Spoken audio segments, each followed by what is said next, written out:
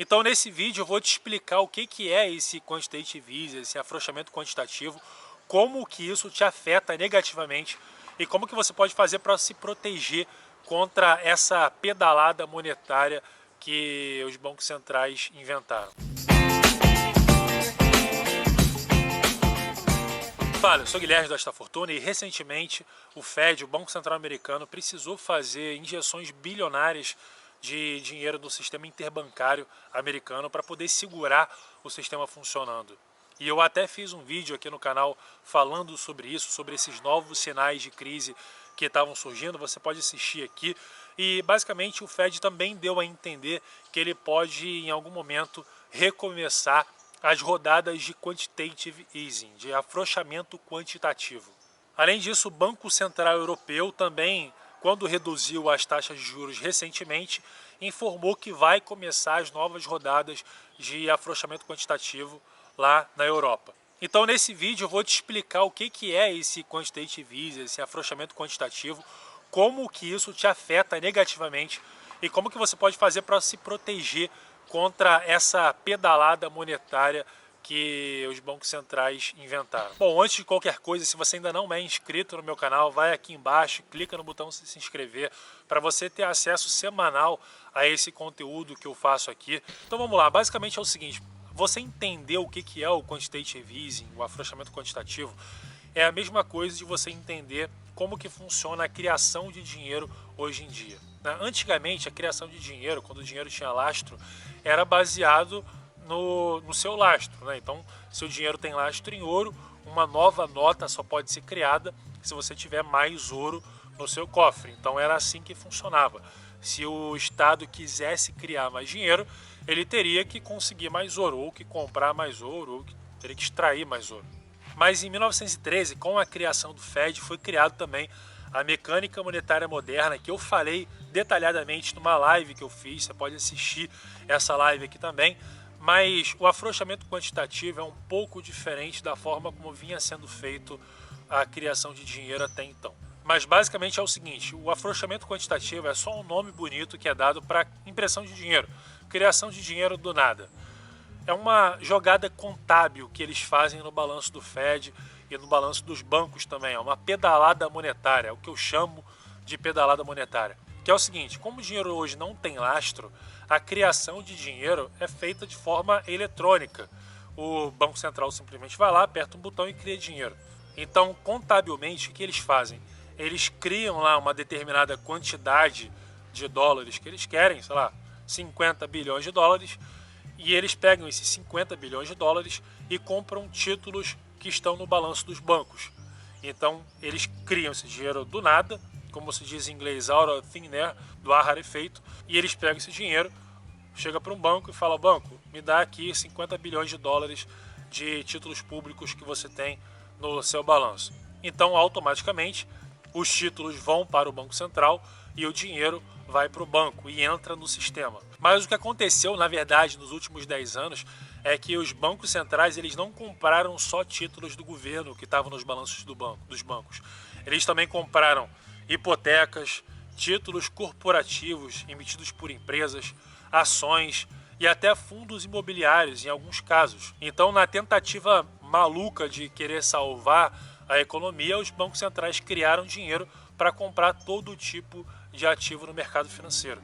E qual é o problema disso? O principal problema são as distorções que isso causa, que essa política causa na economia. Então, uma das falácias que existem é a seguinte, mas isso não causou inflação, porque essa era uma discussão lá, principalmente em 2008, de que o afrouxamento quantitativo iria causar inflação, porque naturalmente, se o Banco Central está jogando dinheiro na economia, é de se pensar que esse dinheiro chegando na economia, as pessoas vão consumir, pessoas, empresas e tal, isso vai gerar hiperinflação.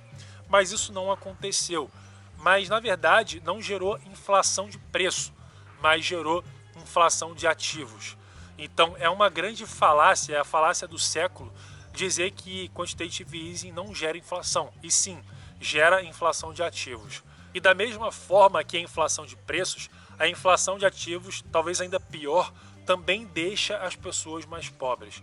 Porque pensa o seguinte, se você tem inflação de preço, os preços das coisas que você precisa consumir sobem mês após mês, você tem menos poder de compra à medida que o tempo passa. Mas se você tem uma inflação exagerada de ativos, se o preço dos imóveis, das ações, se tudo sobe exageradamente de forma distorcida ao longo do tempo, isso significa que você vai conseguir comprar menos coisas, menos ativos ao longo do tempo. Então, as pessoas, em geral, também ficam mais pobres relativamente. Então, esse negócio de que o quantitative easing não gera inflação, então por isso não tem problema, isso é uma falácia, tá? Isso é uma mentira. O outro ponto é o seguinte, será que está funcionando? Quer dizer, será que está funcionando em termos de expansão na economia? Será que os bancos centrais estão realmente conseguindo fazer com que a economia cresça? E o que a gente observa pelos dados da economia mundial é que não. É óbvio que o Banco Central, o Fed, todos os bancos centrais em 2008 conseguiram salvar a economia de um colapso, mas o que se viu nos últimos 10 anos foi um crescimento, um período muito longo de crescimento sim, mas de um crescimento muito fraco, muito pífio, muito tímido. Então o que se observa é que essa interferência na política monetária, essa interferência excessiva do governo, do Estado na política monetária, ela está cada vez causando menos efeito. Ela causa efeito, cada crise que passa, o efeito se torna mais fraco. E além do efeito de crescimento mais fraco, a gente vê uma economia mundial muito mais frágil. A dívida mundial ultrapassou 225% do PIB. A gente vê empresas que existem hoje que elas são eternamente endividadas e elas só sobrevivem por conta dessa existência de crédito barato. Então, elas estão endividadas, elas captam mais dinheiro no mercado, lançam ações ou captam dívida mesmo barata no mercado e continuam endividadas, como é o caso do Uber, do WeWork e de algumas outras empresas, principalmente desse mundo de tecnologia, startups, etc. Então, a gente vê uma economia mundial cada vez mais frágil, empresas muito endividadas, governos ultra endividados e diversas bolhas surgindo no mundo inteiro, de forma que fica até difícil imaginar qual que é a bolha que vai estourar primeiro, porque hoje em dia, lá em 2008, era só o subprime.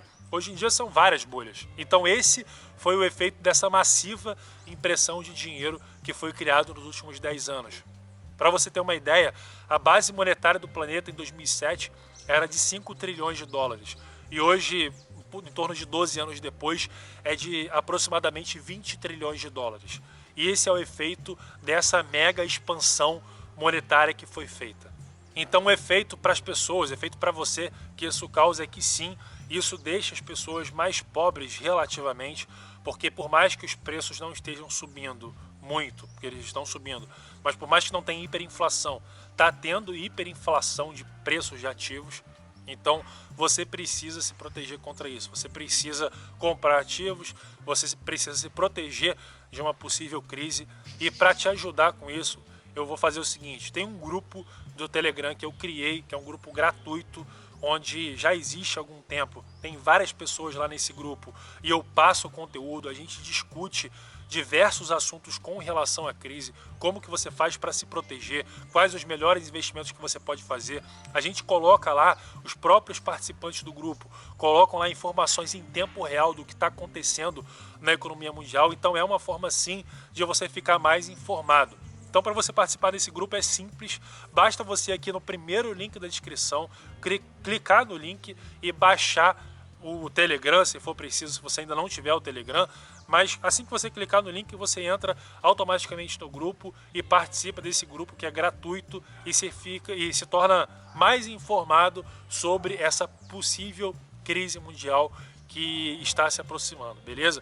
Então, se você gostou desse vídeo, vai lá no primeiro link da descrição, participa do grupo. Se você gostou desse vídeo, curte, compartilha com quem você acredita que precisa dessa informação, compartilha no grupo da família, compartilha nas suas redes sociais e também, se você ainda não for inscrito, se inscreve no meu canal e assiste esses outros vídeos aqui que eu estou te recomendando, fechado? Então até o próximo vídeo. Valeu!